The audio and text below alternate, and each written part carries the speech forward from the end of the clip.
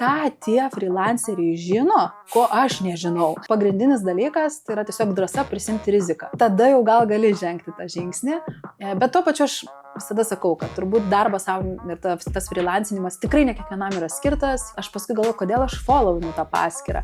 Ir aš randu atsakymą, kad man tai yra apie autentiškumą ir apie natūralumą. Ir aš noriu to kažkiek matyti. Tai nesakau, kad čia viena kryptis bloga, gera, bet tiesiog asmeniškai analizuoju, kas mane labiau galbūt įtraukia. Tikrai bandžiau ir kažkiek kopijuoti, ir pritapti.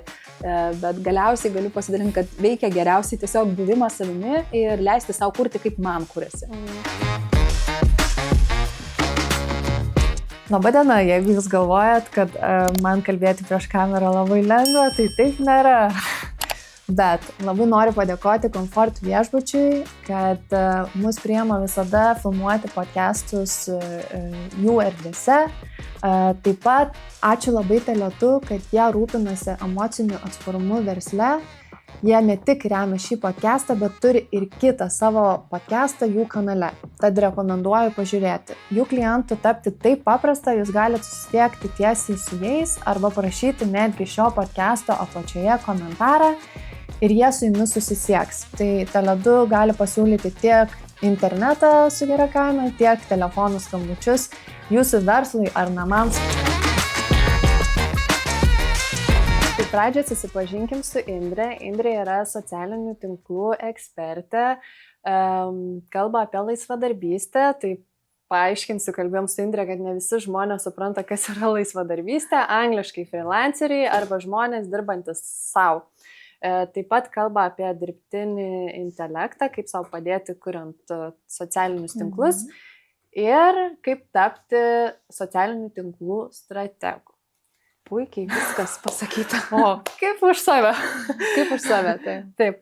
Tai gal galėtum pasidalinti, kaip tu tapai, kaip tu išėjai iš reklamos agentūros, kiek žinau, į būtent savo veiklą, savo verslą. Tai iš tikrųjų, kai pradėjau dirbti samdomam darbe, tai buvo agentūra, kurį laiką man ten labai patiko, nes tai yra puikia terpė gauti labai daug žinių per ganėtinai trumpą laiką, nes darbo krūvis yra didelis, intensyvus ir tuo pačiu tikrai įdomus.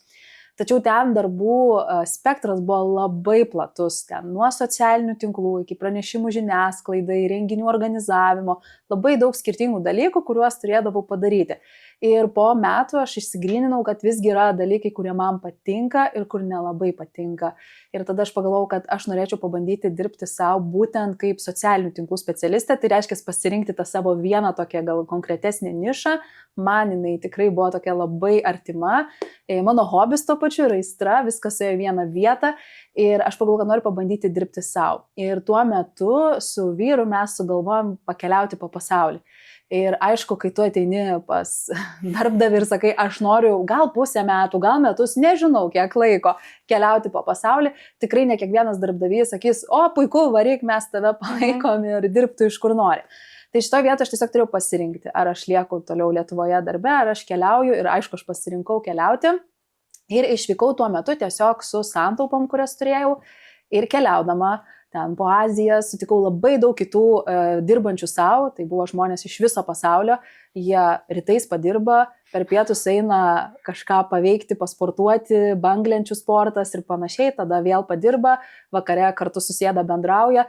Aš pagalvojau, koks fainas jų gyvenimas, aš irgi taip norėčiau. Ir aš pradėjau tiesiog domėtis, kaip jie tai pasiekė ir supratau paprastą dalyką, kad jų sėkmės paslaptis tai yra tiesiog dirbti savo. Ir aš pagalvojau, kodėl man to nepabandžius, susiradau pirmuosius klientus Lietuvoje ir tuo metu dirbau iš Azijos Lietuvos klientams ir įsivažiavau į tą ritmą. Tai tikrai man labai patiko, grįžus į Lietuvą aš turėjau planą beje grįžti vėl į samdomą darbą, bet tiek prilipo ir tai patiko, kad kol kas dar nesugrįžau. Ir man labai patiko, kad tu sakai, kad susiradau pirmą klientą. Kaip tu jį susiradai? Labai paprastai, aš visada, galvoju, kaip galima paprasčiausiu būdu išspręsti bet kokį iššūkį ar problemą, jeigu taip galima pavadinti. Ir man atėjo mintis, kad aš turiu pažįstamų, kurie man galėtų padėti. Jie turi pažinčių ir panašiai, tai aš jiems pasisakiau, kad aš galiu padėti su socialiniais tinklais ir jau kitą savaitę gavau pirmą savo klientą tiesiog per pažįstamus. Tuo metu kažkaip aktyviai socialiniuose tinkluose savo asmeninio prekės ženklo nevyščiau, nesikūriau kažkokių paskirų platformose, kur galima susirasti klientus, viskas įvyko tiesiog per artimą pažįstamų ratą. O kada tu nusprendėjai pradėti su socialiniais tinklais dirbti ir kiek jau tai buvo įdirbio tiesiog su jau tokiais per pažįstamus klientais? Tai tas nusprendimas dirbti su socialiniais tinklais, jis jau, sakyčiau, nuo agentūros manyje buvo, jis kažkiek toks vidinis, tik tai tiek, kad aš tai neturėjau tiek erdvės, kad pilnai tame dirbti, nes buvo ir kitų atsakomybių. Bet kai jau išėjau dirbti savo, aš iškart supratau, kad čia yra mano vieta. Aš nenoriu organizuoti renginių, aš nenoriu daryti kažkokių kitų darbų, bet socialiniai tinklai yra ta vieta, nes čia susijungia du dalykai. Ir iš to, man atrodo, kiekvienas gali ir savo nišą atrasti. Tai yra mano hobis, mano aistra ir mano kompetencijos. Tai iš tikrųjų aš dar kai dirbu agentūrai pastebėjau, kad kolegos labai dažnai ateidavo manęs kažko paklausti apie socialinius tinklus. Matyt, natūraliai jautė, kad aš gal labiau domiuosi šitą sritim ir ateidavo kažko pasiklausti. Tai aš priėmiau tai kaip tokį ženklą, kad čia turbūt yra mano tos tokios kompetencijos, mano profesinės stiprybės. Ir tada buvo kita dalis atrasti, kas man šiaip patinka, kas man šiaip yra įdomu kaip asmenybei. Ir aš pradėjau žiūrėti, kokias aš knygas turiu namuose. Ir labai daug jų buvo ne tik apie marketingą, bet labiau apie socialinius tinklus. Ir aš tada pagalvojau, geras, tai čia susijungia šitos dvi vietos, tai gal aš galiu ir save realizuoti va šitam susijungimo taške. O aš supratau, kad tu stebėjai savo gyvenime dalykus, kas vyksta, kas patinka ir analizavai aplinką realiai tam, kai išėjai iš darbo. Kaip pas tave ateina klientai arba kaip tu padedi žmonėms susirasti tą nišą, kad aš komunikuoju, ką aš komunikuoju apskritai socialiniuose tinkluose. Tai žinok, ir stengiuosi taikyti labai panašią formulę, jeigu taip galima pavadinti. Tiesiog daug klausinėjau jau. Kartais žmonės galvoja, kad ateis ir išgirs iš manęs kažkokį patarimą, kad, žinai, dabar socialiniuose tinkluose top 10 temų yra tokios, taip kažkaip pasirink savo tinkamiausią. Ne, aš taip niekada nedarau, nes aš tikiu tuo, kad jeigu žmogui primesiu temą, jis ilgai toje temoje nebus. Pusę metų, metai ir jam atsibos, nes tai yra ne jo tema. Mes turim tuo gyventi. Kiekvienas, kuo mes kalbam, kuo mes dalinamės, mes turim tuo gyventi visame kame. Kiekvieną dieną, man atrodo, tada gaunasi viskas natūraliausiai. Tai aš ir klausiu žmonių, panašių klausimų, pavyzdžiui, dėl ko jūs dažniausiai žmonės kreipiasi, ko dažniausiai jūsų klausia, kokius klausimus jūs gaunate. Klausiu taip pat ir ką jie mėgsta skaityti, kuo jie domisi, ką jie mėgsta, kokius podcastus klausytis. Ir kartais būna mes tokiu būdu išsigryninam ir tą temą, tada ją bandom pritempti prie socialinių tinklų, kad žmonėms būtų įdomu apie tai klausytis. Tai čia jau galbūt ta tokia kūrybinė dalis, bet jeigu reikia tiesiog išsigryninti nišą temą, tai dažniausiai šita užduotis labai padeda.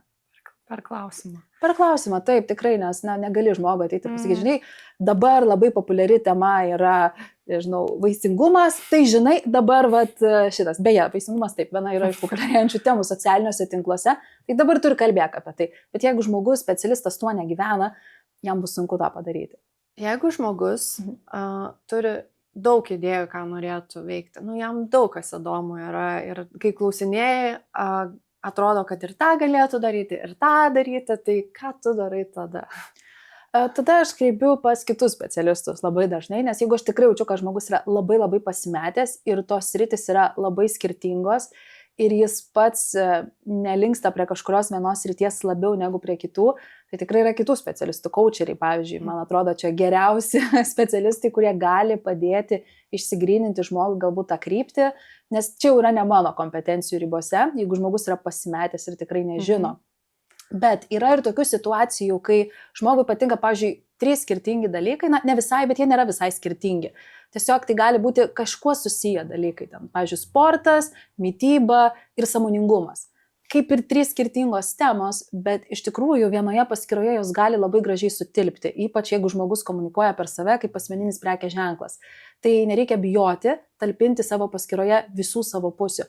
Aš manau, kad tai yra labai žavinga ir ką rodo vėlgi socialinių tinklų tendencijos, kad vienos siauros nišos profiliai jie tampa nebe tokie aktualūs. Kaip kad buvo galbūt prieš metus, prieš 2 jie buvo kaip tik labai stipriai aktualūs, bet žmonėm tampa nuobodu. pavyzdžiui, metus girdėti tą patį ir tą patį iš tos labai siauros salės nišos. visą laiką video. Taip, jie nori pamatyti ir kitas asmenybės pusės. Tai aš kartais žmonėms sakau, kad čia yra ir privalumas, jog jie turi daugiau interesų sričių ir gali jas apjungti. Aš kadangi tave ilgai seku ir aš mačiau tavo skirtingų temų, tarkim, jos lygiai taip pat kaip čia, sportas, mityba, sąmoningumas labai susiję, taip laisvadarbystė, dirbtinis intelektas, socialiniai tinklai, jie labai susiję ir tavo gyvenime stipriai būna, jie egzistuoja. Kaip taip sklandžiai perteikti tą visą komunikaciją, kad neatrodytų, kad žmogus šokinėja, nes tavo atrodo labai viskas taip labai gražiai integruojasi, nėra šoko, kad vieną dieną darau konferenciją, kitą dieną kažką kito, nes tikrai būna, aš esu mačiusi profilių, kurie matai, kad yra pasimetę ir daro visom temam, tai vat kaip ar kažkada galvojai, kad taip perėjimas būtų sklandus? Geras klausimas, nes žinok, šitoj vietoj aš pati asmeniškai nestrateguoju tų perėjimų, bet žinau vieną būdą, kaip galima tai padaryti ir tikrai yra mano klientų, kurie tai taiko, jeigu jiems sunkiau, bet kadangi mano paskyra yra paremta mano asmeniniu prekės ženklu, tai reiškia mano asmenybė, aš dalinuosi tuo, kuo natūraliai gyvenu ir matyti tiesiog natūraliai gaunasi toks labai lengvas perėjimas, tarkim, nuo vienos temos prie kitos, ar dienos kažkaip skirtingai vystosi ir apie tai kalbu, ką aš veikiu tą dieną. Tai manau, šita dalis tiesiog gal natūraliai aš tame išbalansuoju ir gyvenime, bet šiaip iš esmės, pavyzdžiui, kai kuriem klientam, kuriem yra labai sunku arba labai staigiai pasikeičia tema, pasikeičia gyvenimo kažkokios realijos, tai tada procentaliai mažinam buvusios temos ir procentaliai didinam naujos temos, bet nėra taip, kad staiga nubraukiu tai, kas buvo ir pradedu visiškai naują dalyką, nes tikrai auditorijai būna šokas, bet mes galim tą auditoriją vesti su savo tema, tik reikia procentaliai išsidėlioti turinį. Ir čia į tą pačią temą žmonės, kurie pradeda daryti, kartais būna, testavimo, eksperimentavimo periode ir žiūri, kas veikia, kas neveikia. Tai vėlgi, kaip tame etape eksperimentavimo tu rekomenduotum net galbūt nebijoti, nes daug kas nepradeda, nes kaip čia aš atrodysiu vieną dieną taip, gal geriau tada nedarysiu. Labai daug tokių žmonių, taip, labai daug žmonių, kurie sako, aš geriau nieko nedarysiu, nes man yra baisu, nes aš gal ir nepasitikiu savim ir čia gal kitiems bus neįdomu. Bet tiesiog labai svarbu žinot, kad socialiniuose tinkluose be eksperimento nieko nebus. Mes visi eksperimentuojam, daugiau, mažiau, bet mes visi eksperimentuojam. Ir mano visada pagrindinis palinkėjimas būna žmonėms, eksperimentuokit.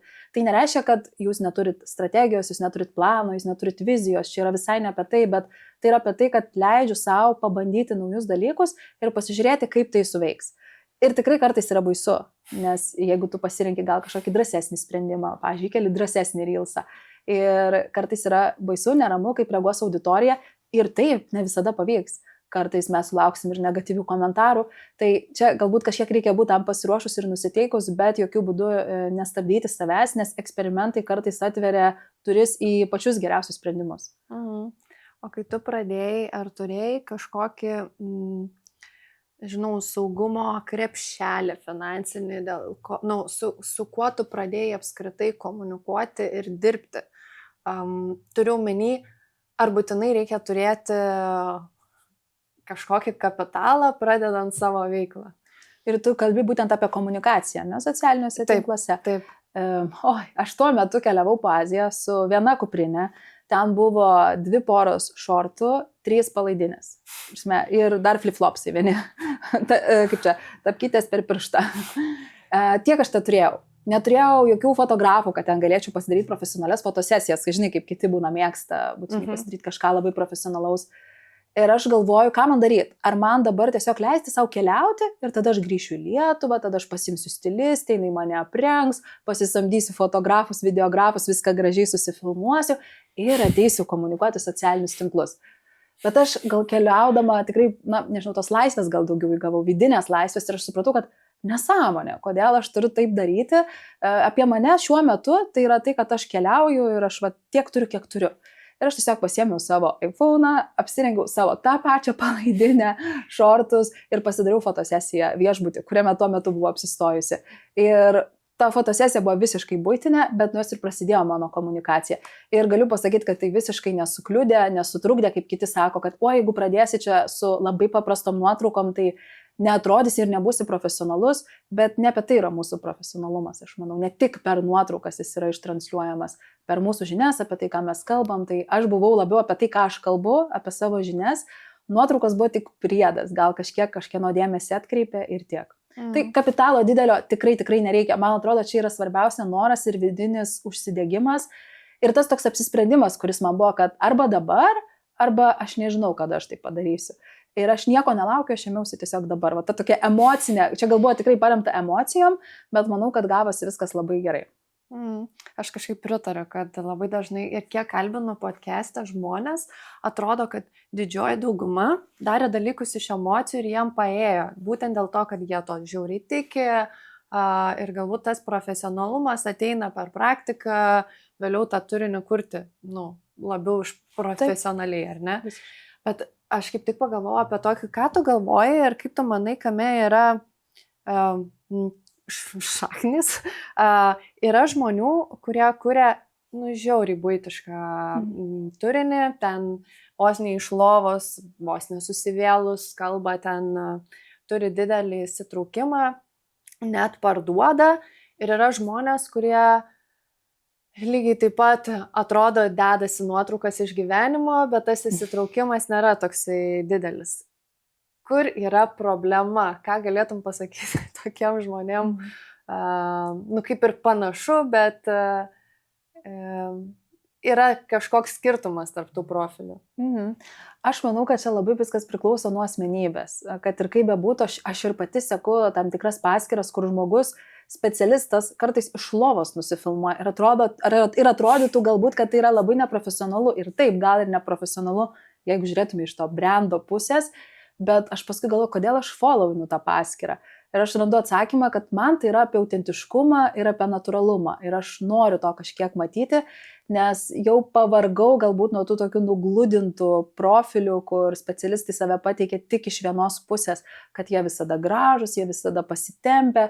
Tai aš asmeniškai labiau gal mėgstu pati stebėti tą kryptį, kur žmogus yra laisvesnis.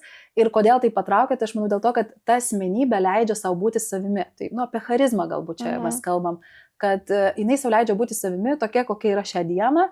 Ir tai tikrai patraukia, nes tu nežinai, kas bus rytoj. Tai yra toks nenuspėjamumo faktorius, kuris irgi socialiniuose tinkluose yra gana svarbus.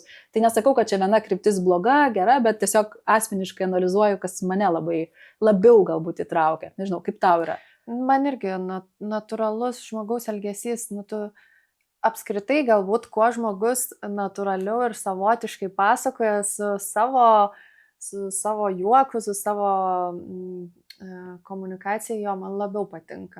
Bet tą padaryti ir pasiekti, kad tu drąsiai jaustumėsi, čia dar vėl yra kitas įgūdis. Kaip tau sekėsi tame kelyje? Labai sunkiai, manau, kaip ir visiems buvo visokių nuklydimų. Iš tikrųjų, čia turbūt tinka tas posakis kažkiek, kad kaimyno žolė visada atrodo žalesnė. Iš tos pusės, kad kai pasižiūrė kitus turinio kūrėjus, jie atrodo visada labiau wow, kažkuria prasme. Gal įdomiau pateikia turinį, gal įdomiau rašo, gal geriau tos storius filmuoja. Žodžiu, kiekvienas turi savo kažkokių privalumų ir tada pradedi lyginti su jais. Ir galvot, šitą aš turiu daryti kaip X, šitą aš turiu daryti kaip Y žmogus, ar ne, ir šitą kaip kažkas kitas. Ir tu pradedi bandyti daryti kaip jie. Ir matai, kad tau taip nepavyksta taip pat. Čia toks paradoksas, kad tarsi turėtų veikti, nes man patinka, kaip jie daro, bet man taip pat nepavyksta atkartoti. Nors atrodo ir pritaikau tos pačius storytellingo, mechanizmus kažkokius, bet ne taip yra. Ir tada aš supratau, kad aš turiu daryti savaip ir aš pradėjau savo leisti po truputėlį įsidrasinti ir daryti savaip ir stebėjau, kaip reaguoja auditorija. Ir buvau nuoširdžiai nustebinta, kad ten, kur aš padarau tikrai savaip, ne taip, kaip aš kažkur mačiau, auditorijos įsitraukimas būna didesnis. Ir aš pagalvojau, geras, tai reiškia tikrai tas natūralus asmenybės pajautimas, kaip aš matyčiau turinį, kaip aš jį kurčiau, jis iš tikrųjų veikia ir auditorija matyti tą jaučia. Tai va, taip ir sekėsi, kad tikrai buvo nuklydimų, tikrai bandžiau ir kažkiek kopijuoti ir pritapti, bet galiausiai galiu pasidalinti, kad veikia geriausiai tiesiog buvimas savimi ir leisti savo kurti, kaip man kuriasi. Čia man tu priminiai, kad kažkada viena klientė atėjo kai nufilmavau story, kaip grybus kaime renku. ir tada aš sakau, o kodėl tu per tą story nusipirkai, net visiškai nebuvo į temą.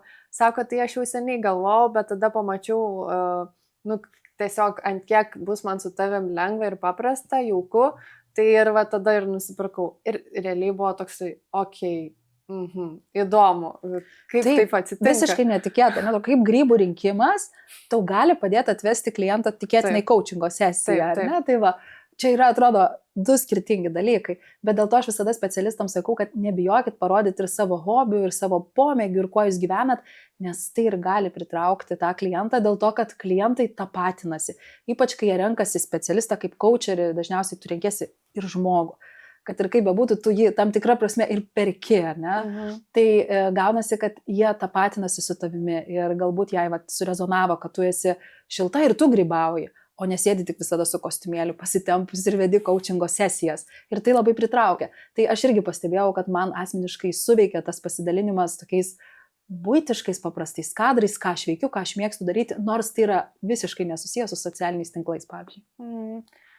Man, pavyzdžiui, buvo tokia, dilema tarp to, kad kaip turi atrodyti coacheris. Šiaip standartiškai, rimtesnis, jisai turi kažkaip atliepti tą ir pasitikėjimą, ir tą tokį santūrumą, ateini į sesiją turi būti, o aš tokia ir tikrai turėjau svarstyti, kiek aš galiu rodyti savęs tikros. Ir ar tu turėjai kažkokių savo srityje, kur dilemų, ar tu tą nori rodyti, ar nenori, ir kiek tai yra tavo profesijai gerai, arba ten tos pačias silpnybės kažkokias, kur susiduri. Taip, tikrai turėjau dilemų. Pavyzdžiui, turėjau dilemą, kai organizavau renginį vieną ir ten buvo kalėdinis renginys ir jį nesusirinko pakankamai žmonių ir aš turėjau jį atšaukti. Ir aš turėjau tada dilemą ir galvoju, ką man daryti, nes aš galiu tiesiog pasidalinti, renginys atšaukiamas ir tiek, arba aš galiu papasakoti, kas įvyko, kodėl aš atšaukiau, kokias aš pamokas išmokau. Ir man buvo labai sunku nuspręsti, nes čia yra du dalykai. Jeigu aš pradėsiu dalintis tuo labai atvirai, žmonės galbūt galvos, kad aš esu nepakankamai profesionali. Kaip čia, kalbė apie socialinius tinklus, o pati nesugebi parduoti per socialinius tinklus. Jo. Ir tada aš tariausi su vyru, iš tikrųjų, sakau, kaip tu manai, kaip tu reaguotum. Ir jis sako, aš tai manau, kad reikia pasakoti, reikia dalintis ir akcentuoti, ką tu išmokai ir ką tu darytum kitaip. Ir aš galvoju, gerai, pabandysiu, pasižiūrėsiu, kuo tai baigsis. Ir aš net laivą padariau iš tikrųjų šitą temą. Geras. Taip jau turbo. Ir pasidalinau visą priešistorę, kaip ką dariau, pasidalinau klaidom, kurias išmokau, ko nekartočiau. Ir galvoju, kaip čia dabar bus, kaip žmonės reaguos. Tai buvo labai didelis palaikymas ir gavau labai daug grįžtamo ryšio, kodėl žmonės svarstė, bet nepirko pirkti bilietų. Tai man buvo labai naudinga tai sužinoti. Ir tikrai, asmeniškai nesulaukiu kažkokių tokių replikų ar komentarų, kad, žinai, tu atrodai mažiau profesionali, nes tau nepavyko tas renginys. Nes yra labai daug dalykų, kurie pavyko, tiesiog tas vienas nepavyko. Ir aš taip džiaugiuosi, kad aš apie tai pradėjau kalbėti, nes sulaukiu ir iš kitų žmonių tokių pasisakymų, kad, wow, aš galvau, tau viskas sekasi. Kad tu viską žinai, kaip čia tose socialiniuose tinkluose daryti. Ne viską žinau ir ne visada pasiseka ir ne visada viskas priklauso tik nuo socialinių tinklų, yra labai labai daug dalykų. Ir aš pati pasižiūriu į žmonės, ypač artimą ratą, kas nekomunikuoja socialiniuose tinkluose profesiniais tikslais, jie tiesiog asmeniniais tikslais naudojasi. Ir kada jie pradeda kelti turinį? Kai jie atostogauja. Bet kai jie būna Lietuvoje, dirba įprastą darbą, rutina, iššūkiai, nekelia to turinio. Ir iš tokių mažų detalių susidaro įspūdis, kad visi čia gyvena tobulą gyvenimą, prie baseino kažkur dar ir panašiai. Tai dėl to aš iš tikrųjų remiausi tos krypties, kad visų pirma, tai man iššūkis būti truputį labiau pažeidžiamai, kas man asmeniškai sunku buvo į labai ilgą laiką, bet socialiniai tinklai tapo tokia mokykla, kad aš čia galiu pasibandyti, būti labiau pažeidžiama ir aš supratau, kad nieko blogo. Ir tada aš pradėjau dalintis ne tik, kad nepavyko renginys, aš pradėjau dalintis ir apie freelancinimo, darbo savo minusus, taip pat pradėjau dalintis ir net apie to paties keliavimo minusus, nes daug kas galvoja, va, tu čia gali žiemą praleisti Tailande, kaip tau gerai. Bet kiekvienas dalykas turi savo gražią pusę ir tą tokią nelabai gražią pusę. Tai aš visiškai atvirai dalindavausi ir tą nelabai gražią pusę. Ir aš manau, kad labai svarbu tai daryti. Čia irgi tikriausiai, nežinau, didžioji dalis žmonių dirbančių ofisuose norėtų dirbti savo. Nu, ten tikrai didelis procentas būtų, kur pasakytų, kad norėčiau dirbti savo, planuoti savo laiką. Bet kažkodėl tik mažas procentas jais tampa. Kaip manai, kodėl? Čia aš nežinau, aš irgi galvoju, nes aš prisimenu save, kai aš dirbau agentūroje, aš kiekvieną dieną eidavau į biurą nuo 9 iki 6 ir aš visada galvodavau, ką tie freelanceriai žino, ko aš nežinau. Ir tikrai aš visada galvoju, ką jie tokio žino. Tuo metu savo draugų rate aš turėjau tik vieną freelancerį, kurio galėjau paklausti, jis, aišku, turi labai daug metų patirties freelancinant. Ir jis tiesiog man pasakė, kad pagrindinis dalykas tai yra tiesiog drąsa prisimti riziką. Galvoju, keistas čia labai jau toks dalykas, tuo metu aš nesupratau, bet kai pradėjau freelancinti, aš supratau, jo, tikrai čia yra vienas iš tų dalykų, kuris įgalina veikti, kai tu esi jau pakankamai drąsus prisimti riziką, kuri tavęs laukia dirbant savo, tada jau gal gali žengti tą žingsnį, bet tuo pačiu aš visada sakau, kad turbūt darbas savo ir tas freelancinimas tikrai ne kiekvienam yra skirtas, kiti gali dirbti savo ofise laimingai, sėkmingai ir džiaugtis gyvenimu. Man atrodo svarbiausia, kad tas būdas darbo, formatas, kokį tu pasirinksi, tau labiausiai tiktų, tave labiausiai tenkintų. Jo, ir procesas, kad tu mėgtum iš esmės, nes yra žmonių, kurie tiesiog dirba tą patį darbą, nes bijo išeiti, bijo pakeisti, nors jaučia, kad tas darbas neįdomus, jaustų, kad norėtų visai ką kitą daryti, bet tiesiog yra per sudėtinga dėl finansų, nežinomybės, ar aš čia tikrai gausiu, man įgūdžių trūksta, tai čia tokie kompleksiniai dalykai susiję su pasitikėjimu savim, aplinka, kurioje tu būni ir panašiai. Ir randi labai daug priežasčių, pavyzdžiui, aš irgi turiu pažįstamą, kur sako, aš negaliu pakeisti srities, kad ir kaip norėčiau, nes aš esu per sena. Ir aš tokia, o kiek tų metų? 31.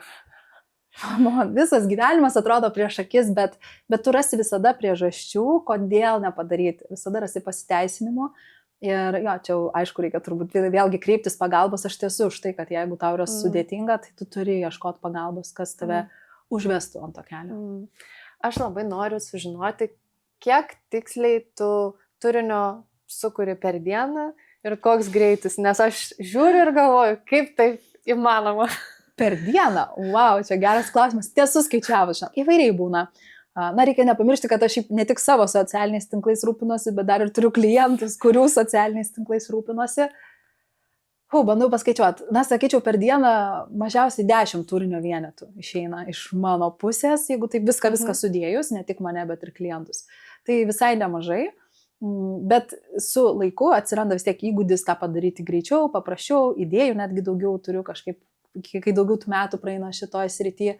Tai, jo, manau, kad čia šita dalis. Kitas klausimas buvo, kaip spėju? Jo. Kaip spėju? Kas padeda tau greičiui? Sakyčiau, žinok, praktika, nes aš pati pastebėjau, elementariai mes galime paimti, pavyzdžiui, reelso montavimo, sukūrimą. Tai pirmą reelsą aš pati savo dariausi gal 3-4 valandas, ten kai tik naujiena pasirodė, atsimenu, Instagrame. Wow, tai atima pusę dienos ir ką aš gavau už tai, nežinau, ten gal 1000 peržiūrų. Bet dabar aš tą esu atkalus, žinai, savo sistemą, turiu savo šablonus, aš tą pasidarau per 15-30 minučių. Tai tiesiog praktika, kitas dalykas, įrankiai. Yra tam tikri įrankiai, dabar dirbtinio intelekto laikais gyvenam, kur kažkur mes galim savo pasilengvinti, kažką galim deleguoti. Tai irgi stengiuosi tuo pasinaudoti ir tikrai, jeigu atrandu gerą įrankį, tai ir bandau duoti jam daryti tuos darbus, kad kažkiek sutaupyčiau laiko. O gal gali pasidalinti tais įrankiais arba kur to šablonus dedi, būtent konkrečiai kokie elementai tau labiausiai pagelbsti tam greičiui? Būtent įrankių pavadinimai, ne? Jo, tai pavyzdžiui, pats pagrindinis, man labai patinka Captions programėlė, daug kas ją naudoja titrams, bet aš esu pasiėmusi truputėlį brangesnį planą ir jisai automatiškai sudeda visokius efektus, apkarpo, sumontuoja.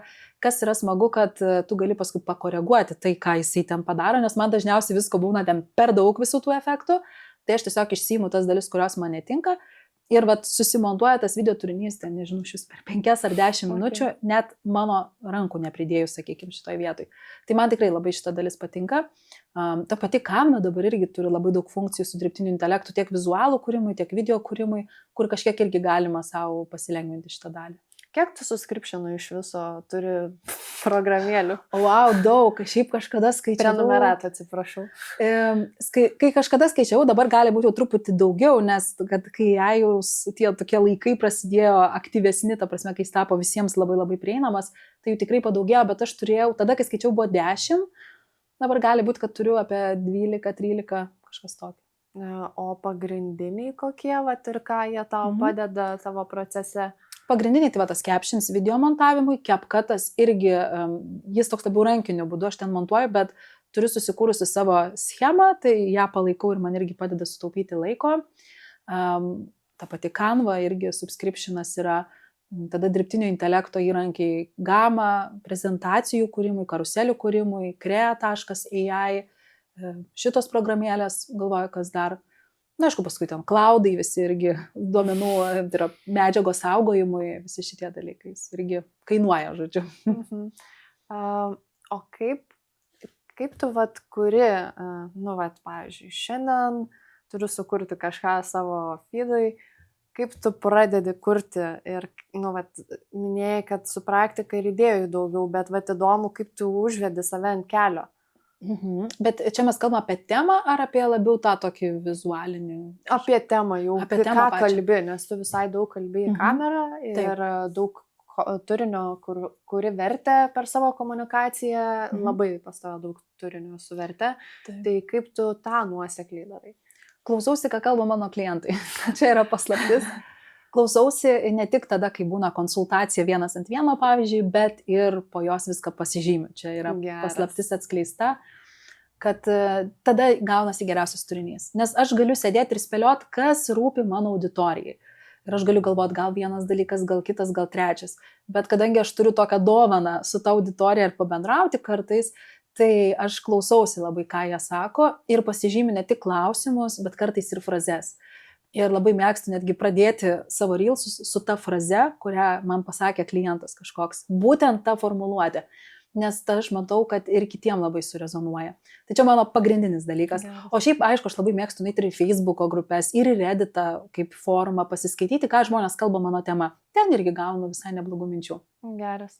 Aš žinai, kaip irgi per coachingą mes darom procesą, kaip sugalvoti, kurią ir linkme eiti. Ir vienas iš tų pratimų yra padaryti interviu su savo potencialia auditorija, su kuria dirbtum. Tai va čia yra panašu pradedantiem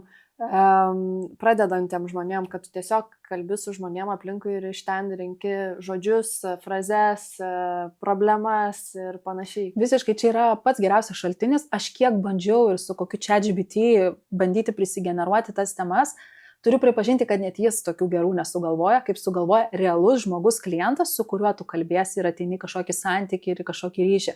Ir kai pagalvoji, tai šitas būdas yra toks paprastas. Tiesiog paklausti, bendrauti su žmogum ir klausytis, ką jisai kalba. Pats paprasčiausias būdas. Jis nieko nekainuoja. O jeigu, pavyzdžiui, žmogus dirba dabar ofise, norėtų būti kaip Indrė, arba kažkokio kitoje veikloje, bet norėtų tokio gyvenimo būdo, kaip jam pradėti vesti socialinius tinklus jau dabar, tarkim, neišeinant iš darbo? Nuo ko tu pradėtum? Žinai, čia yra toks įdomus dalykas, nes nemažai žmonių į mane kreipiasi, kurie dirba samdomam darbe. Jie labai nori, bet darbdavys neleidžia. Arba jie bijo, arba jie bijo, kad darbdavys kažką pasakys. Čia dar kita tema. Bet šiaip iš esmės, jeigu nėra šitos komplikuotos tokios situacijos, kur darbdavys neleidžia arba kažkaip prieštarauja šitam žingsniui, tai aš visada rekomenduoju dalinkis, kuo gyveni. Juk tu dirbi kiekvieną dieną. Ir jeigu tu ypač nori kalbėti savo profesinę temą, tai dalinkis, ką tu sužinojai, ką tu pamatėjai, ką tu išbandėjai. Galbūt, aišku, mes negalim atskleisti konfidencialios informacijos kažkokios, bet iš kiekvieno projekto mes vis tiek išsinešam kažkokią įžvalgą, kai mes jį įgyvendinam. Tai va, pradėk dalintis tom įžvalgom ir tai jau bus labai didelė vertė. Jeigu tu nori komunikuoti, nežinau, gal dirbi banke ar ne kažką darai, bet nori pradėti komunikuoti apie banglenčių sportą, nes tai yra tavo hobis. Tai dalinkis tada tuo, ką tu nuveikiai, ką tu išbandėjai, kas tau pasiteisino, kas nepasiteisino. Man atrodo, svarbiausia yra tiesiog atsiremti tai, kuo aš gyvenu, ką aš veikiu kiekvieną dieną ir aš pati savęs visada atsigulu vakare į lovą ir klausiu, tai Indrė, ką tu šiandien įsiminiai, net ir iš dienos šiaip su šeima, bet ir iš profesinės ryties, jeigu tą dieną aš dirbau. Tai visada pasižymiu keletą tokių punktų ir kai jau man trūksta idėjų, aš ateinu ir tiksliai, gerasgi šita mintis, galėčiau apie ją pakalbėti. Tai man toks idėjų bankas, kurį aš turiu visada telefone. Čia tokia kaip verslo veiklos refleksija, kurią tu darai nuolatos, ar ne? Ir šiaip faina, vat, kai tu pasakoji, tai realiai tą asmeninį brandingą jau gali pradėti daryti ir tikrai nemažai žmonių, kurie net ir dirba tą kasdienį darbą ir tuo pačiu turi dar papildomas pajamas iš socialinių tinklų. Taip, ir aš ne vieną tokį žmogų, žinau, tai yra absoliučiai realu, įmanoma. Tiesiog reikia drąsos ir truputėlį laiko paruošti tą turinį vienint. Norėčiau dar sugrįžti prie to, kaip tu pasiruoši tam reelsų kalbėjimui.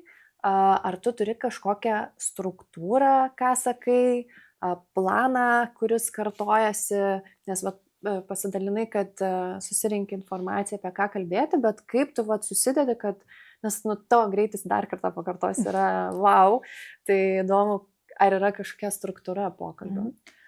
Reelsas visada šiaip turi struktūrą turėti, jeigu tu nori pritraukti žmogaus dėmesį. Tai aš turiu struktūrą, visada pirmas sakinys tai būna kažkas, kas užkabintų tikslinę auditoriją, tai gali būti klausimas, tai gali būti kažkoks netikėtas faktas, tai gali būti frazė, kurią man pasakė klientas, ne, kaip pavyzdys. Visada pradedu nuo to ir tada jau einu iškart prie esmės, ką aš noriu pasakyti tą temą. Tai gali būti gal kažkokie patarimai, gal idėjos, gal įrankio apžvalga, kažkas iš perspektyvos šitos. Ir pabaigoje stengiuosi kažkur žmogų nukreipti. Arba pakviesti, pasiekti mano paskyrą, ar paspausti laiką, ar pasidalinti su draugu, ar pakomentuoti kažkokį žodį ir tada aš jam atsiunčiu dar kažkokį skaitinį tą temą. Tai ta tokia struktūra iš 3 dalių. Įtraukianti pradžia, dėstymas ir kažkoks kvietimas auditorijai veikti. Ir man asmeniškai šita struktūra tikrai labai pasiteisina. Iš tiesų, tai tokia yra labai tradicinė, bet reikia atrasti savo patogų būdą, kaip ją kalbėti ir kaip ją apsirašyti galbūt pradžiai. O ką tu galvoji apie tai, kad, marketingė yra, marketingistus, kadangi aš irgi iš marketingo srities 12 metų, tai žinau, yra labai daug triukų, kuriuos ten galima dėti, liko tiek ir tiek bilietų, arba ten, tas pats call to actionas, ar ne, skatinantis. Aš kaip marketingistė, gal čia yra toks dalykas, kad aš kai matau tą turinį ir jisai yra toks standartizuotas arba, galbūt pavadinsiu manipuliatyvus kartais, nes yra riba tarp manipuliatyvaus ir triksų, hukų ir panašiai. Ir aš, pavyzdžiui, man nepatinka toksai. Tavo yra toksai, kur tu išlieki ir naudoji tą struktūrą, bet išlaikai tą tokį natūralumą ir nesijaučia tų triukų naudojimo taip stipriai. Tai kur yra ta riba ir kaip, žinai, vis tiek kaip ir marketingas yra gerai, jisai padeda tau ar ne pritraukti tiek klientų, tiek pardavimų ir panašiai, bet galima nueiti į tą tokį neskanų, kur žiūri ir ten tiesiog galvoja, kur ateini išmeta laikmatį per visą svetainę. Ir tas laikmatis niekada nesibaigia. Baigsis už valandos, bet žiūrėk, po savaitės prisijungi, vis tiek ta valanda dar vis liko, ne? Labai suprantu, apie ką kalbi, tie tokie vadinami, kartais net aš juos vadinu dark patterns, ta prasme, tamsioji pritaikymo pusė, kur tu bandai apgauti, ne? Kažkaip tam tikra prasme net gal kartais apgauti, o gal kartais ir neapgauti, bet kaip ir pati sakai, manipuliuoti tą auditoriją. Arba labai tiek daug dramos, tų hukų, kad net atrodo, o Dieve, tai kas čia vyko? Taip. Kur pirmas storis būna apsiverkęs veidas ir kas šiandien įvyko. Tada antras storis, palaukit, papasakosiu už 2 valandų.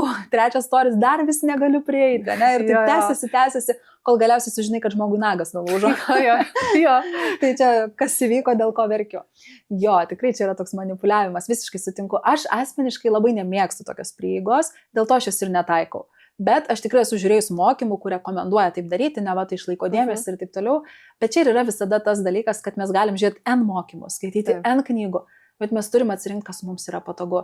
Ir, pavyzdžiui, man yra labai nekomfortabilu kelti tokias dramas, įkelti apsiverkusios veidą, tam, kad aš už paros įkelčiau dar pardaviminį kažkokį pasiūlymą. Nes aš pati suprantu, kad aš manipuliuoju žmonėmis. Tai kodėl auditorija, jinai yra kvailesnė už mane, jinai to nesupranta. Aš niekada nelaikau auditorijos kvailesnė už mane, nes aš žinau, kad jie nėra kvailesni, jie viską puikiai jaučia, kaip ir aš viską puikiai jaučiu, kai stebiu kitų turinį. Tai dėl to šitų praktikų kažkaip tikrai netaikau ir man jos asmeniškai irgi nepatinka.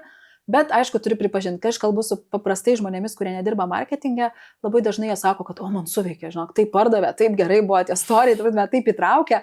Ir aš tai suprantu, kad galbūt tik mums dirbantiems toje srityje tai labiausiai matosi ir jaučiasi. Mes viską žinom. Mes viską žinom, mes suprantam, mes pamatom, o čia vėl tas timeris, laikmatis sukas, viskas aišku, ne, čia nori greičiau parduoti ar panašiai.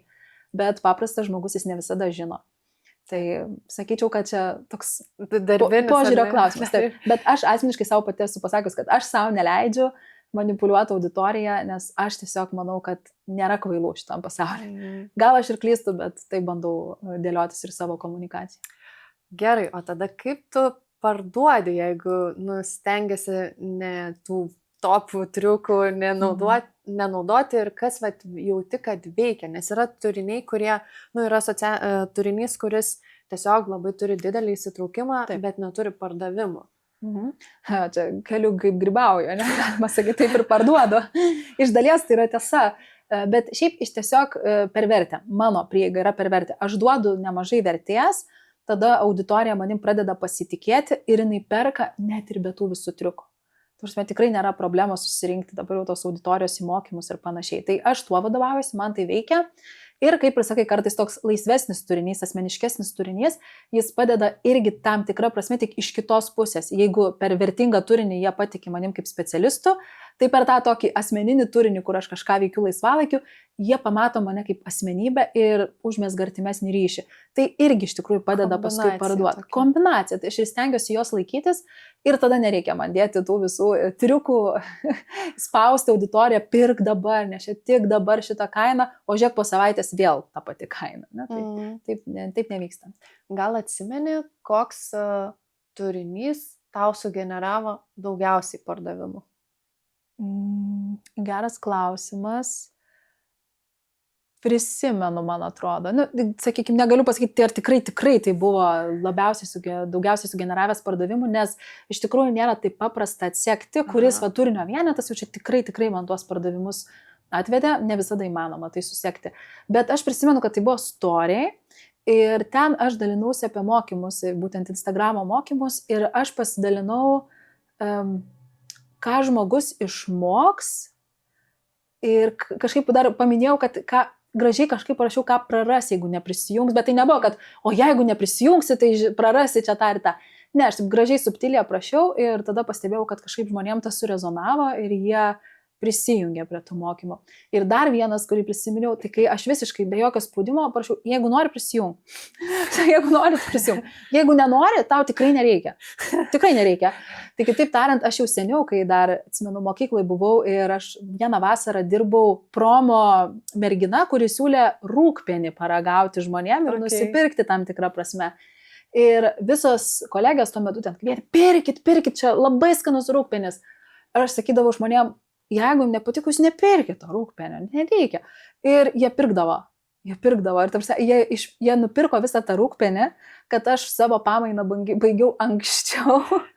Tai čia man buvo toks labai geras pavyzdys, kuriuo aš vadovaujuosi, aš niekada nespaudžiu žmogaus, aš jam kartais tiesiog sakau, pasilik erdvės, pagalvok.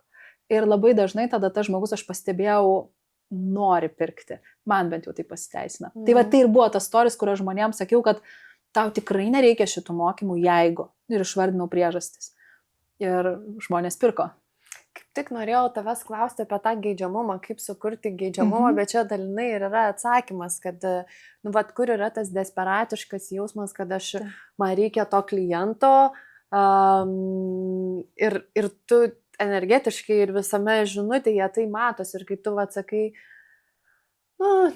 pasižiūrėk, kaip erdvės ar ne. Nes aš ir visada vadovaujuosi to, kad jeigu aš žmogų priversiu nusipirkti, pavyzdžiui, pagausiu jį tokio emociniai būsenai, žinau, kad kiti taiko tokią praktiką, susiskambina ir tada pakelia to žmogaus emocinę būseną ir tam taške bando parduoti. Tai yra viena iš taktikų, kaip parduoti, pavyzdžiui, brangų bilietą į mokymus ar į mentorystę kažkokią.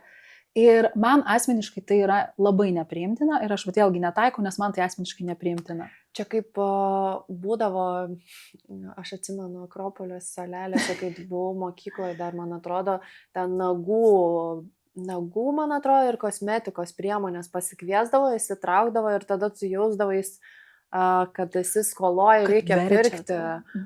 Ir po to grįžti ir galvoju, kokią šį nesąmonę nusipirkau. Taip. Ir aš galvoju, man nereikia mokymuose tokių žmonių, kuriuos aš priverčiau nusipirkti ir jie paskui suprato, kad jiem to nereikia. Va kaip tau su tais visokiais nagų lakais ir panašiai. Ką man reikia tokio žmogaus?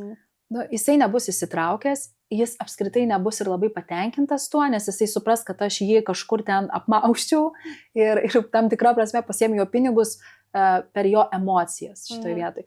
Tai man to tikrai nereikia, tai aš visada labiau esu apie tai, kad žmogui palikti iš tikrųjų erdvės pagalvoti ir apsispręsti. Ir tai būna žmonių, kurie sako, ne, aš nenoriu, pagalvojau, kad nepirksiu. Ir aš galvoju, valio, nes jam ir nereikia.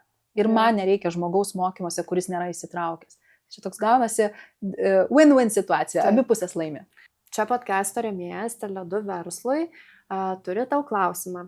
Klausimas būtų, kadangi tu naudoji daug dirbtinio intelekto, prenumeratų, programėlių, viską mėgsti ištestuoti, naujoves ir panašiai, kaip tu save apsaugai, kokiais būdais naudojasi, kad nebūtum nuskeminta ir kiek žinau, yra buvę, tai kaip tu dabar su tuo, ką tu darai? Taip, tai iš tikrųjų visai neseniai taip yra buvę, nes tikrai nesu kol kas pasidariusi kažkokių labai saugumo sprendimų, bet reikėtų tikrai tą padaryti, nes visai neseniai buvo taip, kad aš užsiprenumeravau, vieną dieną užsiprenumeravau 2 dirbtinio intelekto programas ir ten pridėjau savo kortelę banko ir po kelių dienų man pradėjo nuskaityti pinigus, aš tiesiog ryte atsikeliu ir aš matau be galo daug nuskaitimų, ten po kelis eurus, kaip už kažkokį subscriptioną, bet aš neturiu tos prenumeratos. Tai va, tada aš skambinau į banką, kuris viską turėjo sutvarkyti ir tai viskas gerai, kad sklandžiai susitvarkė, bet tikrai čia buvo man tokia labai gera pamoka, kad ypač su dirbtinio intelekto programėlėm, kurių yra prikuriama dabar begalė, ir man asmeniškai tikrai smalsu jas yra išsibandyti, labai svarbu nepamiršti pridėti ne tą pagrindinę kortelę, kaip aš tuo metu skubėdama padariau, o tą kitą, kurią aš irgi turiu, bet tiesiog kartais per skubėjimą pamiršti ją pridėti ir aišku naudoti saugumo įrankius, tai ar ten VPN'as ar kiti įrankiai, kurie tikrai galėtų padėti padidinti ir užtikrinti tą saugumą, ko aš šitoje vietoje tikrai neturėjau. Man atrodo, net Revoliutas gal turi tokią, kad tu gali skaitmeninę kortelę, kur vienam kartui kortelės numerį parodo, ir jinai dingsta. Aš esu naudojusi, aš bijau primeluoti, bet man atrodo, kad aš naudodavau tai tokią. Būtina žinoti apie tokius dalykus, nes tikrai nebuvau girdėjusi ir čia būtų super funkcija šitoje vietoje. O VPN tai padeda tiesiog, kad tos nuorodos būtų saugios ir mums suprasti, ar čia pasitikrinti prieš. Taip. Jo, aš iki šiol VPN kažkaip naudoju tik tai tada, kai noriu pažiūrėti kažkokį filmą, kurio nėra Lietuvoje ir man visai neseniai tai buvo. Labai norėjau pamatyti filmą Perfect Days. Dabar beje, jis jau atsirado Lietuvoje prieinamas, bet aš pusę metų niekaip nesugebėjau, jo pasižiūrėti iš Lietuvos, tai paskui turėjau VPN, pasiėmiau tą paslaugą ir pavyko. Labai džiaugiausi, nes labai laukiu to filmo. Indrė, o dabar šiek tiek kita tema apie kaip neperdegti dirbant savo veikloj. Tikrai labai sunkus klausimas, į kurį gal ir neturiu atsakymą. Aš savo veikloj dar kol kas nesu patyrusi to, nuovargis taip aišku būna ir pasitaiko, bet aš manau, kad čia yra labai svarbu susitarti su savim apie kažkokias taisyklės, kaip pavyzdžiui, samdomam darbe mes dažniausiai žinom, kad per metus 30 dienų atostogaujam. Galbūt jas išsiskaidom, bet kaip ir turim tas atostogas. Ir net žinau, kad kai aš dirbau samdomam darbe, jeigu aš nepanaudodavau, ateidavo ten žmogus iš personalo skyriaus ir sakydavo, Indrė, žinai, tu dar nepanaudoji savo atostogų. Tai tarsi toks paskatinimas, išeik pailsėti ir paatostogauti. Tai kai tu dirbi savo, tai yra daug sunkiau padaryti, nes nėra žmogaus, kuris ateitų ir pasakytų, Indrė, žinai, jau metas tau čia atostogauti, tu pati turi nuspręsti. Ir atsitinka kita dalis, kad kai tau labai patinka tavo veikla ir tavo darbas, tau atrodo, kad tų atostogų nereikia. Man labai patinka tai, ką aš darau. Aš nepavargstu tarsi, bet jų iš tikrųjų reikia. Tai čia man padeda susitarimas su savimi, kad aš turiu per metus savo pasidaryti atostogų laiką, išsiskaidyti, išsidėlioti ir jį turėti. Tai nėra lengva padaryti. Tikrai, man vis dar reikia prisiversti, nes man atrodo, man taip patinka mano darbas, kad man to atostogų visai nereikia. Bet jos yra tikrai būtinos. Aš dar galvoju, kad yra tam tikras tipas žmonių. Vieni šauna ant tos bangos, kai turi daugiausiai energijos. Dažnai moteris, pavyzdžiui, netgi pirmo ciklo metu yra kupinos energijos, daro ten dalykus ir kažkurio metu biški krešina, pailsi ir tai bangom. Kiti stabiliai, nuosekliai sėda prie kompiuterio, net kai ir nenori. Čia labai, man atrodo, priklauso nuo asmenybių tipo, kaip veikia. Ir aš netgi gal pastebėjau, kad labai dažnai tie, kurie perdega, tiesiog turi tokį paterną arba pasikartojančias situacijas, kada įsisuka, ima viską, daro, nesustoja, nepasako, arba viskam sako tiesiog taip. Taip, tikrai. Tas sakymas irgi labai svarbu, nes tu turi žinoti savo, visų pirma, tu turi žinoti tas ribas, dar pradėkim nuo to, tada jau tu gali sakyti ne, kai tos ribos kažkaip peržengiamos ir čia yra kita dalis, su kuria verta dirbti. Tai man ir atrodo, kad tas darbas savo tave augina visom prasmėm, ne tik profesinė, bet ir asmeninė prasmė, nes tu supranti vieną dieną, bent jau man tai buvo, kad, hei, Indrė, tu neturi ribų. Arba tu jas turi, bet tu nežinai, kur yra tavo ribos. Ir tada aš pradėjau gilintis, tai kur yra tos mano ribos. Ir tada aš pradėjau mokytis sakyti ne. Ir iš paskui pagalvojau, geras, jeigu ne freelancinimas, aš gal ir būčiau tiek užaugus, gal ir ne, bet tai mane paskatino tuo domėtis. Nes jeigu aš būčiau tuo nesidomėjus, aš būčiau tiesiog perdegus ir pervargus tam tikrose situacijose. Tai manau, kad jo ribos vienareikšmiškai irgi papildomas dalykas, kuris padeda neperdegti. Gal prisimenu konkrečias situacijas, kada tas ribas pakeitai tiesiog savo elgseną arba kažkokią savo taisyklės, kas atnešė tau tiesiog efektyvumo, geresnės savijautos, geresnio bendravimo, nežinau, su klientais. Gal atsimeni kažkokias situacijas pokyčio savo elgsenai? Aš prisimenu etapą gal tokį bendrą, nes toks, sakyčiau, gal etapas buvo, kai aš tiesiog norėdavau būti visiems gera. Visiems viską padaryti tinkamai laiku. Ir aš paskui pasižiūriu savo dienotvarkę ir aš suprantu, kad visą dieną yra tik darbas. Darbas kitiems, jokio laiko savo, apart pietų pertraukos. Ir man taip liūdna pasidarė. Tikrai aš net apsiverkiau ir galvoju, tai aš dėl to išėjau dirbti savo, kad aš visą dieną tik kitiem atiduočiau, dalinčiau save, o to laiko savo kaip ir nebelieka. Ir aš galvoju, kodėl aš verkiu, kodėl man taip liūdna. Ir aš supratau, kad tai čia turbūt reiškia, mano riba jau buvo tikrai peržengta, nes jau man pačiai buvo nekomfortabilu šitoj situacijoje. Ir tada aš taip po truputėlį pradėjau tvarkytis tą dienotvarkę, kad turi būti laiko ir mano sportui, mano kitom veiklom, negali būti viskas tik darbai šitoj vietoj. Tai atsimenu tą etapą, kuris baigėsi tuo, kad sakau, su tokiu giliu liūdesiu ir ašarom akise, tokiu nesuprantimu pradžiai, kas čia vyksta, kodėl aš esu nelaiminga iki galo tame, ką aš susikūriu. O ar tiem patiem klientam, aplinkai kažkas labai pasikeitė, kai tu tiesiog pradėjai galbūt dažniau atsisakyti ar kažką? Visiškai niekas nepasikeitė. Ir net sakyčiau, aš pastebėjau vieną dalyką.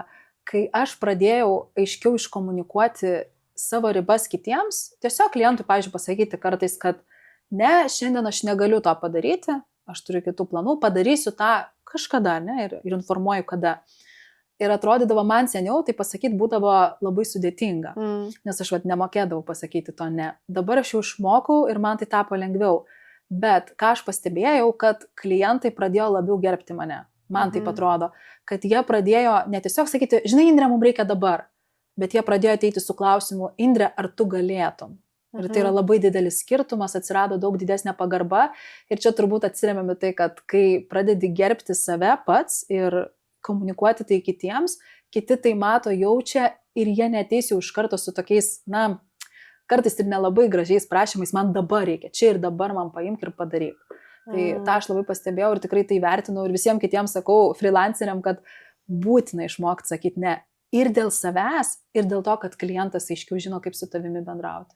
Man labai patinka frazė, kad jeigu tu pradėsi gerbti save ir kiti pradės gerbti, nes taip, realiai tu pats pradėjai savo, pati susidėlioji, kas tau yra svarbu ir tada kaip ir automatiškai pereina ir į kitą pusę. Taip, tai aš ir pati kartais galvoju, aplinkoje turiu žmonių, kur ir partnerių, su kuriais tenka dirbti profesiniam lygmenyje. Ir yra žmonių, kurie labai yra griežti, jie žino savo ribas ir jie visada jas apgins. Ir aš tikrai asmeniškai atrodo labiau juos gerbiu iš tos pusės, kad aš žinau, kad aš su jais negaliu elgtis kaip aš noriu, ta prasme. Yra labai aiškios taisyklės. Ir yra žmonių, kurie viską padarys. Ir kas tada atsitinka, kad ir kaip aš nenorėčiau, toks tarsi atsiranda pojūtis, kad aš vis labiau išsibandau to žmogaus ribas. Ir čia toks labai įdomus dalykas, kurių turi pati save sustabdyti, kad Indrė, gal aš jau per daug prašau to žmogaus. Gal čia jau yra per daug, tiesiog jisai nedrįsta pasakyti ne. Bet kita vertus, jeigu žmogus nedrįsta pasakyti ne, jis turi kažkur atsiremti tą tašką, kai išdrįsta padaryti, kaip ir man buvo iš tikrųjų.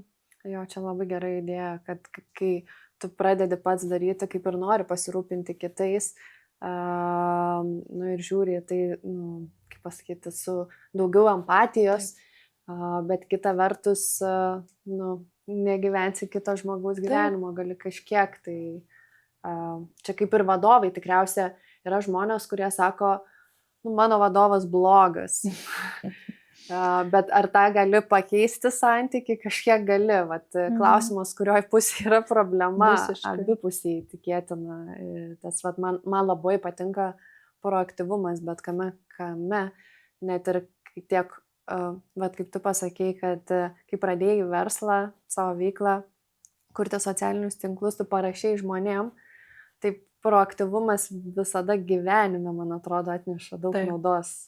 Visiškai, aš kartais pasižiūriu žmonės, kurie yra daug pasiekę ir nesvarbu, ar jie kūrė savo verslą, ar jie dirba samdomam darbe, bet tie, kurie, pasiekia, kurie kyla karjeros laiptais, aš kalbu apie to žmonės, o ne tiesiog vienoje vietoje visą gyvenimą dirba ar vienoje pozicijoje. Tai ką aš pastebiu, kol kas, ką identifikuoju, stebėdama aplinką, tai yra proaktyvumas.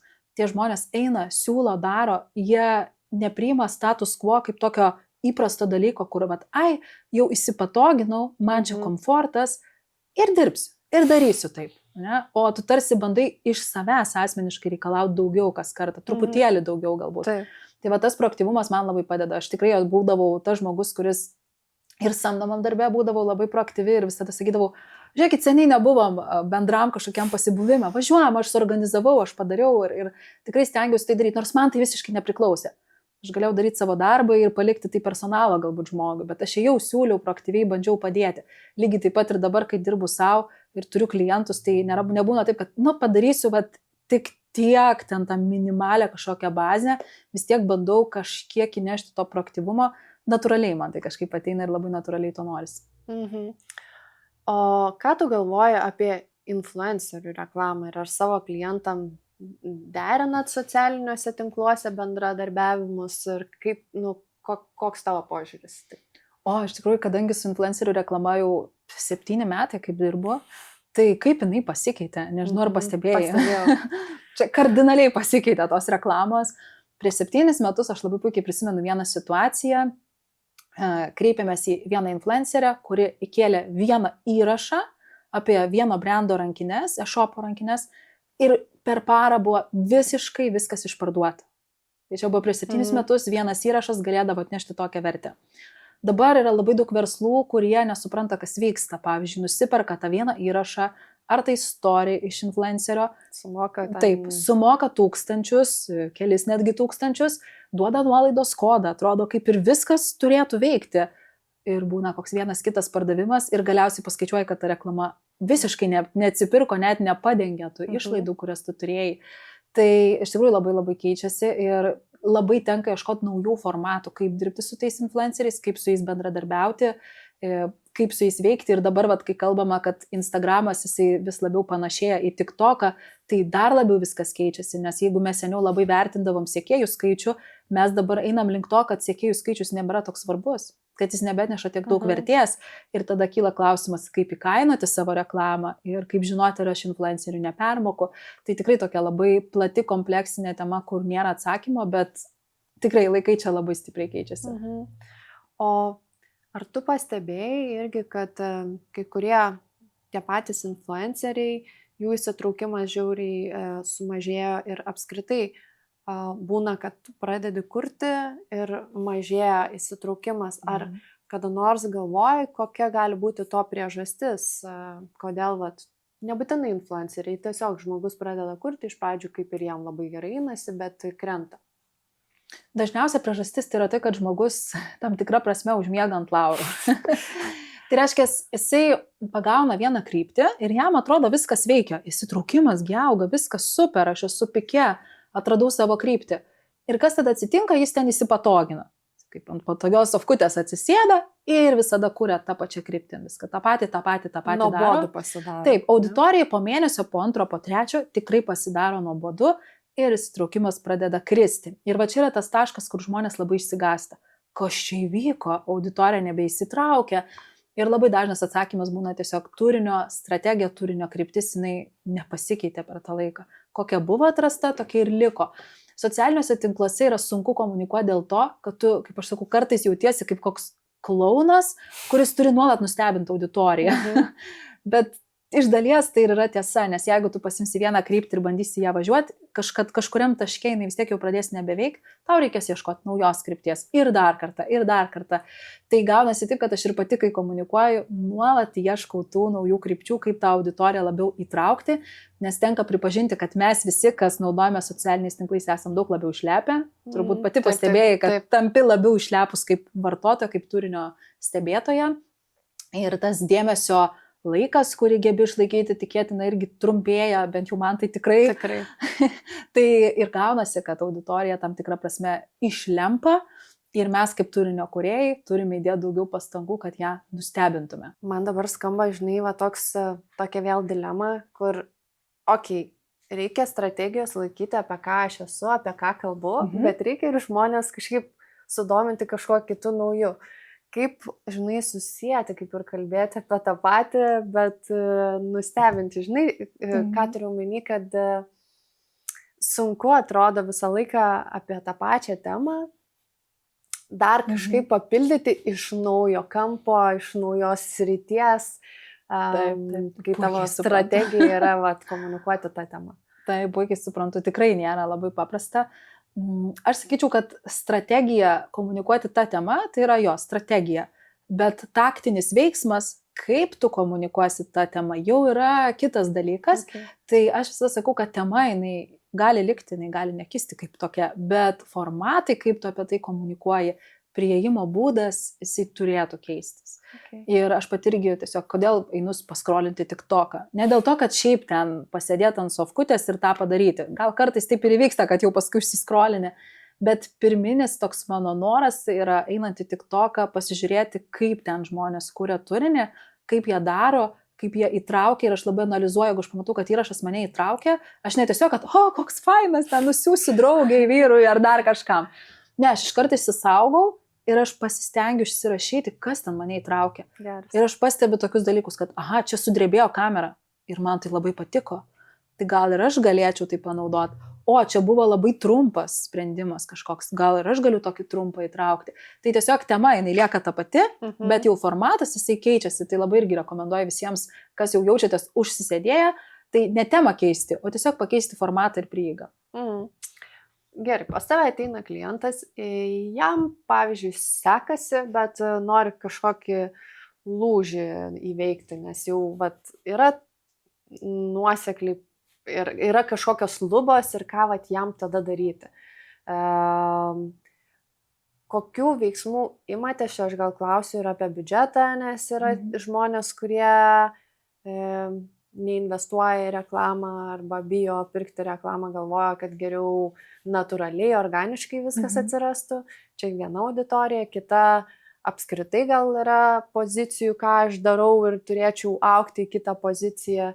Tai čia labai toks platus klausimas, bet gal tau iš karto kyla dažnos problemos pasikartojančios pas klientus, kurie pas tave ateina. Jo, turbūt sakyčiau taip, kad jeigu žmogui gerai sekasi socialiniuose tinkluose, tai jis pas mane dažniausiai neateina. Jam gerai sekasi, auditorija auga, čia aš kalbu apie tas situacijas, įsitraukimas auga, tai ko jam dar reikia, jis žino, kad jisai gerai daro. Bet būna tokių situacijų, kai kartais žmonės pastebi, kad kažkas pradeda palengva kristi ir jie labai anksti sureaguoja. Nelaukia, kol jau ten nukris pilnai įsitraukimas arba kai jau visiškai auditorija nebeauks. Jie jau pastebi tos pirminius požymius ir jau tada kreipiasi. Ir tada nebūtina keisti strategijos iš esmės tokiais atvejais, o tiesiog kartais užtenka kažkokių įdėti papildomų mini sprendimų, kurie gali pagerinti situaciją. Tai labai priklauso nuo situacijos. Kartais tikrai mes įtraukiam, turinys lieka toks pats, koks yra kuriamas arba labai panašus, bet viską bandom pastiprinti su mokama reklama. Tai aš manau labai geras sprendimas tiem, kas nori, tiem, kas turi bent kažkiek biudžeto, investuoti į tai, nes tai pradeda paskui atsipirkti ilgalaikiai perspektyvai. O koks biudžetas tavo nuomonė yra toks, jeigu, tarkim, aš turiu ribotą biudžetą, negaliu tiek, kiek noriu investuoti, tai kokia yra tam, nežinau, testavimui, datos susirinkimui, kokį tu rekomenduotum? Aišku, čia viskas labai priklauso, ar tai yra verslas, ar tai yra asmeninis prekės ženklas, labai priklauso, kiek yra konkurentų, kaip jie aktyviai leidžia reklamas. Bet, pavyzdžiui, jeigu mes kalbam apie asmeninį prekės ženklą kaip aš, kai tiesiog žmogus komunikuoja, aš noriu kažką išsitestuoti, tai dažniausiai aš pati pradėjau nuo kažkur 100-150 eurų per mėnesį mokamai reklamai. Ir dabar esu tiesiog priėjus tokią kaip taisyklę, susitarimą, kad 10% nuo pajamų aš skiriu reklamai visada. Ir man tas labai pasiteisino ir tiesiog irgi rekomenduoju, kieno jau veikla išsivysto ir tikrai jau matot kaip pagrindinį pajamų šaltinį, tai galima kažkokį procentą pasiskirti, kad tas augimas visada būtų stabilus, kad nebūtų taip, kad dabar geri laikai, tai visiškai nesireklamuoju ir taip viskas čia gerai. Bet būna paskui, kad ateina prastesni laikai tam tikrą prasme, mažiau gal tų užklausų, tai tada pradeda tik tai reklamuotis, bet to rezultato nepavyksta pasiekti taip greitai, vis tiek reikia to laiko. Tai dėl to aš esu pasirinkus tą tokį nuoseklų reklamos leidimą, skiriant tam tikrą procentą nuo pajamų. O kokios buvo tavo didžiausios klaidos komunikacijai, tavo darbiniai, bendrai savo projekte, savo versle? Mano čia asmeniniai tokia labiau komunikacija, klaida. Galvoju. Žinok, net nežinau, aš turbūt buvo dalykų, kurie galbūt sukėlė, sakykime, negatyvesnės reakcijas komentaruose. Galbūt ten žmonės nesutiko su mano pozicija. Taip. Buvo tokių įrašų, bet aš nežinau, ar tai laikyčiau klaida. Aš manau, kad tai buvo tiesiog eiga mano visos komunikacijos. Ir nebuvo visgi tokio įrašo, kurį aš paskui ištrinčiau, ar turėčiau atsiprašyti auditorijos, kad aš jį įkėliau. Tai tokių situacijų nėra nutikę. Aš tiesiog yra dalykų, kurie galbūt nepavyko taip, kaip tikėjausi, gal ir būtų galima laikyti tai klaida, bet aš visą tai laikau kaip tiesiog pamoką, kažką išmokau, gal nesurezonavo auditorijai, o gal aš netinkamai iškomunikavau kažkokią tai žinutę, ypač augant auditorijai, tas labai pasijaučia, kad tu kiekvieną žodį turi labai sverti, nes jeigu tu rašydama tekstą neišryškinsi, kad kartais arba gali būti, žmonės to žodžio nepamato. Jie pamato visą kitą ir savo labai asmeniškai prisitaiko ir iš to kyla tie negatyvūs, pavyzdžiui, komentarai. Tai tiesiog sverti žodžius tikrai labai labai svarbu, nes turėjau tokį įrašą, kur galbūt nepasvėriau, to žodžio neišryškinau ir kai kurie savo asmeniškai prisitaikė tam tikras frazes. Kokia yra to matomumo kaina, nes dabar kažkiek irgi užsiminė apie tokius būna negatyvių, kokia yra matomumo kaina? Aš aišku nesu gal tokia labai matoma, žinoma. Vis tiek 20 000 jau yra daug. Sunku įvardinti kainą, kurios aš galbūt neapgalvojau. Galiu pasidalinti. Kai pradėjo augti auditorija, atsitiko taip, kad dalis klientų pradėjo vengti kreiptis, nes jiem atrodo, kaip jie patys įvardino, nes teko bendrauti su tai žmonėmis, kad aš atrodau pernelyg nepasiekiama, pernelyg užimta, ir kad aš neturėsiu jiems laiko. Tai kitaip tariant, žmonės tiesiog susikuria interpretacijas ir šito dalyko aš tikrai nebuvau apgalvojus. Aš kažkaip galvojau, auga auditorija, tai čiagi viskas tik į naudą. Taip, aišku, užklausų daugėja, bet yra tam tikras procentas nedidelis žmonių, kurie vengia kreiptis, nes jiem jau atrodo tai yra, nežinau, per daug, per toli ir panašiai. Žinai, kas dar būna, gal jeigu tu irgi visai nemažai keliausi, žmonės įsivaizduoja, kad jeigu tu daug keliauji, tai tu nedirbi.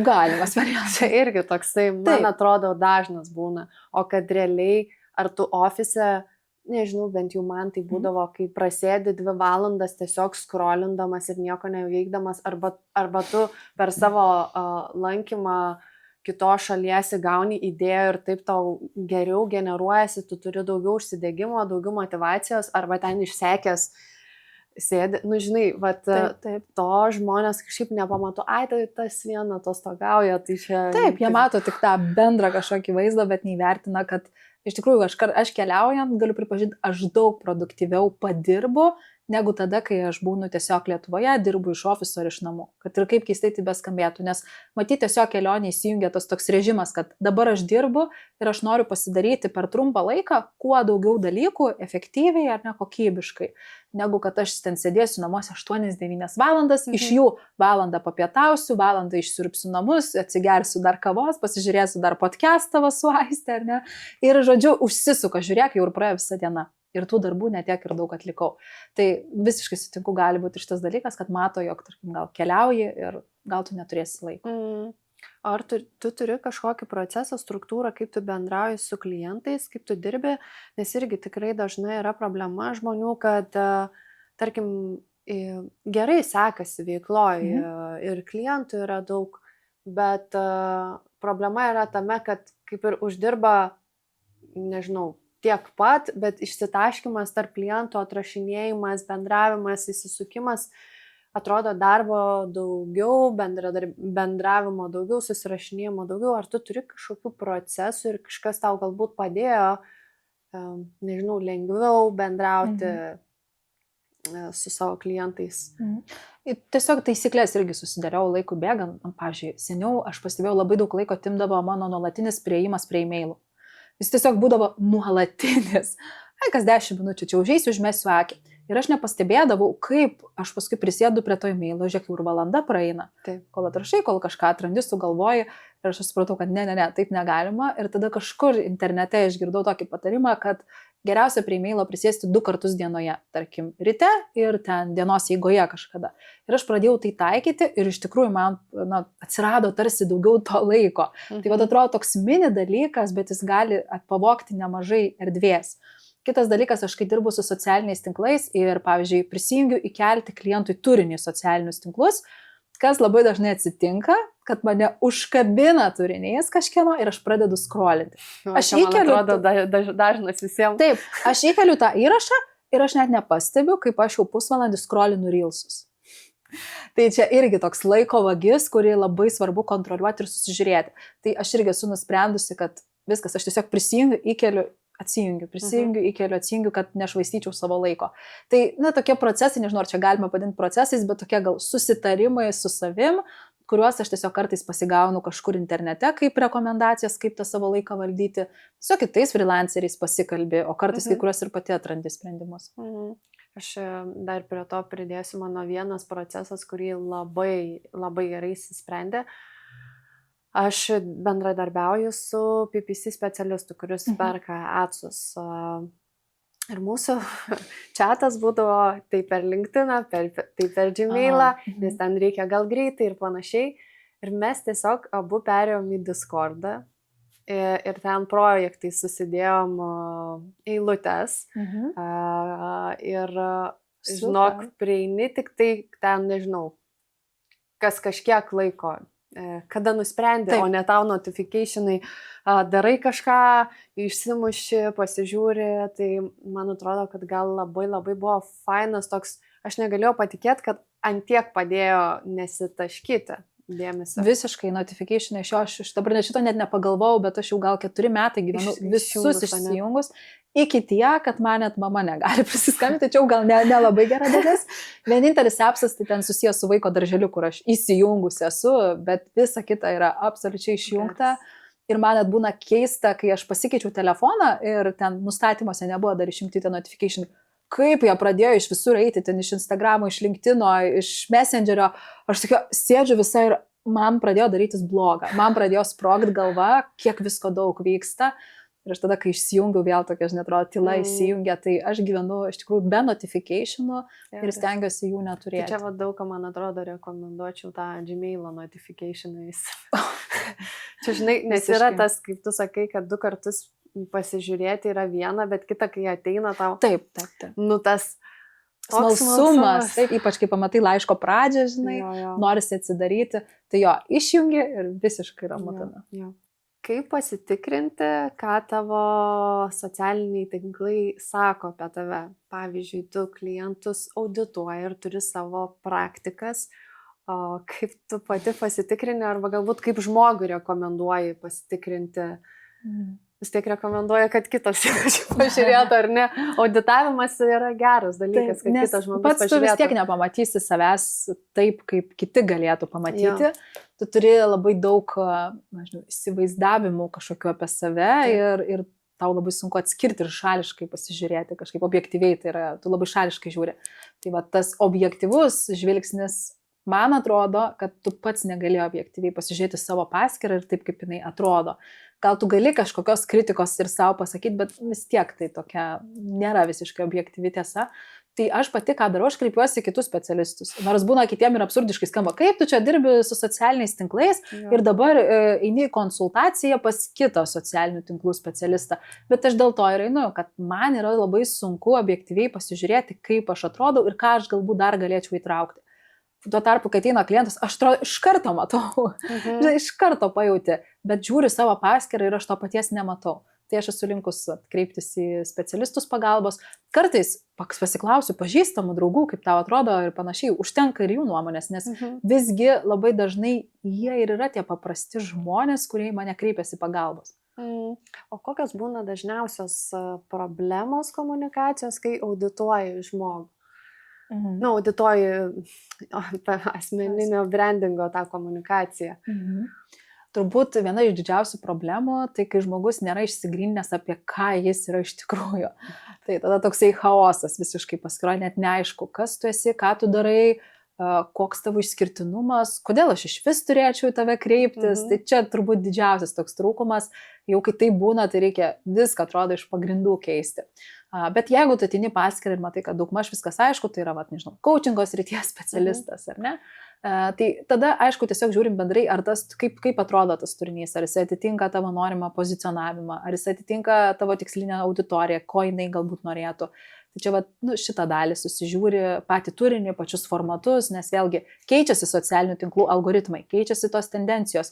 Tai irgi peržiūri, ar tas turinys, kuris yra kuriamas, atitinka šių dienų tam tikras realijas ir ką būtų galima patobulinti.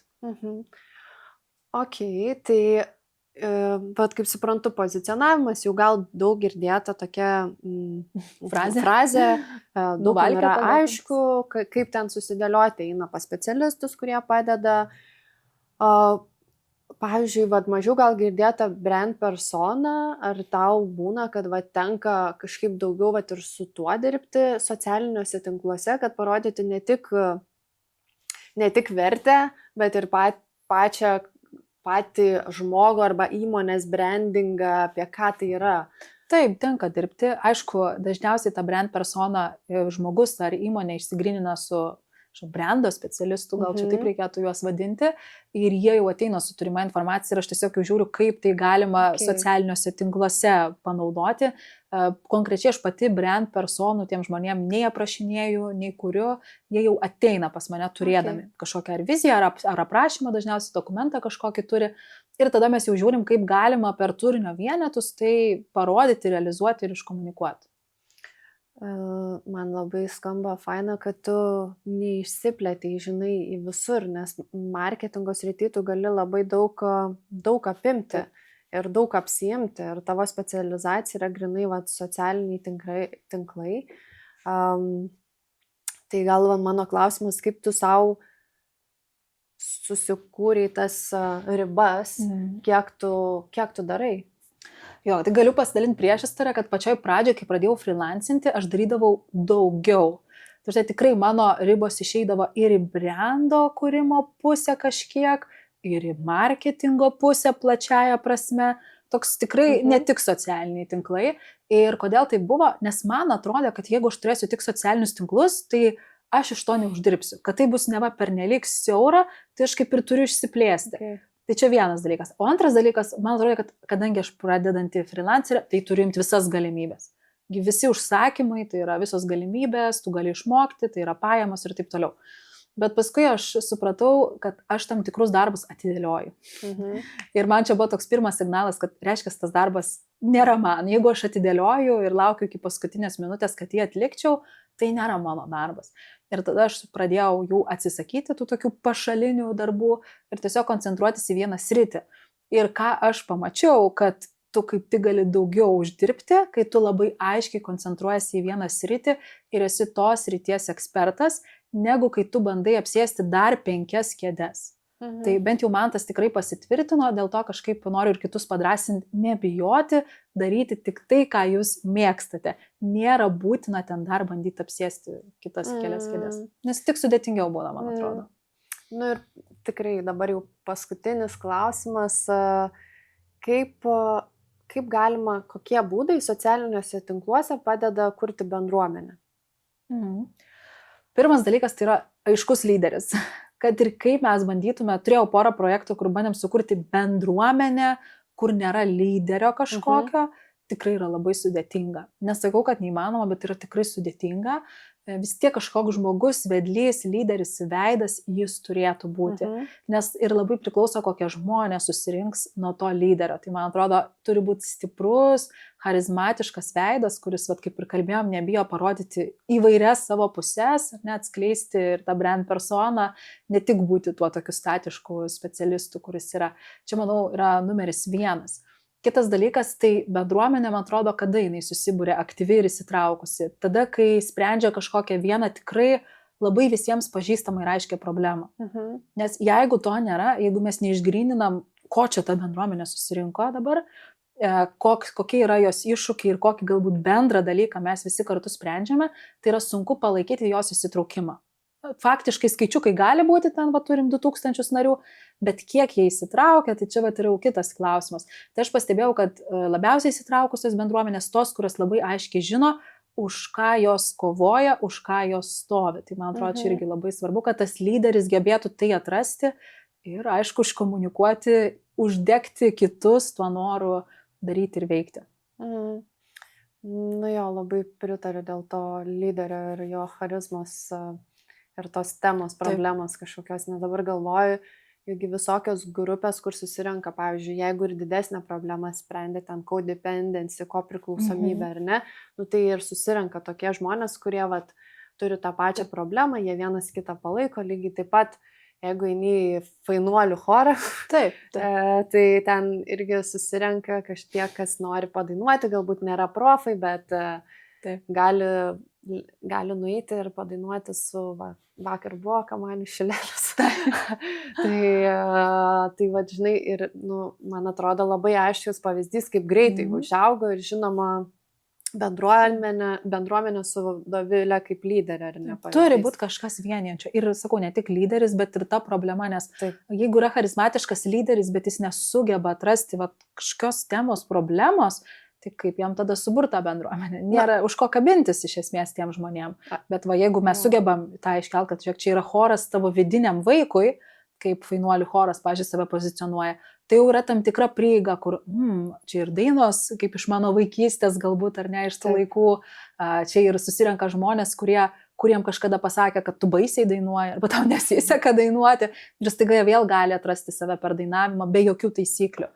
Tai man atrodo, kad čia galbūt tai yra paslaptis geros ir tvirtos bendruomenės.